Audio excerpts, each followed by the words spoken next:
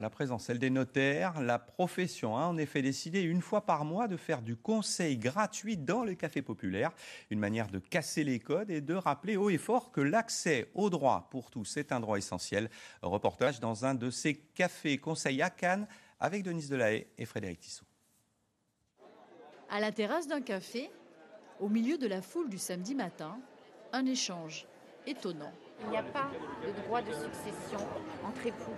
Il y a des droits de donation, mais pas des droits de succession. À la table d'à côté, le même langage. C'est un contrat qui se dénoue au décès et qui ne rentre pas dans tous ces calculs de la succession. En fait, rien d'anormal. Une dizaine de notaires a investi les lieux. Objectif, délivrer des conseils gratuitement. C'est vrai qu'on a toujours un peu peur d'aller chez un notaire. Vous voyez, j'apprends que c'est gratuit la première demande. Je pense que j'ai une fois été voir un avocat. La première démarche n'a pas été gratuite du tout. Donc je suis restée sur ça, moi. La gratuité des conseils, une surprise pour le public.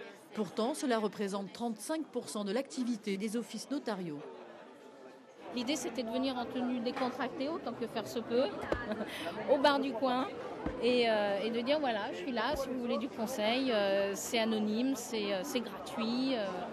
Les notaires cannois ont décidé de descendre dans la rue tous les premiers samedis de chaque mois, afin d'expliquer les services qu'ils proposent au moment où la loi Macron menace leur profession, notamment en modifiant les tarifs de leurs actes. Si nous pouvons donner du conseil gratuit, c'est parce qu'il y a des actes qui sont un peu plus rémunérateurs et le tarif en tient compte. Et le tarif permet aussi de redistribuer aux études dans certains endroits géographiques qui ont des actes qui sont faits à perte, de pouvoir vivre de manière décente. À terme, ils craignent de devoir facturer leurs conseils. C'est la conception même de leur métier qui risque de changer. La rentabilité prendrait alors le pas sur le service juridique rendu au public.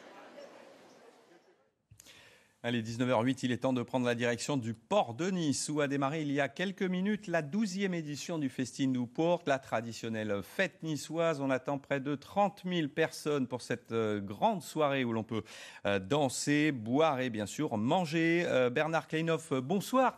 Vous êtes le président de la Chambre de commerce et d'industrie Nice-Côte d'Azur. On a le sentiment, année après année, face au succès de cette manifestation, qu'on assiste à un retour de la valeur traditionnelle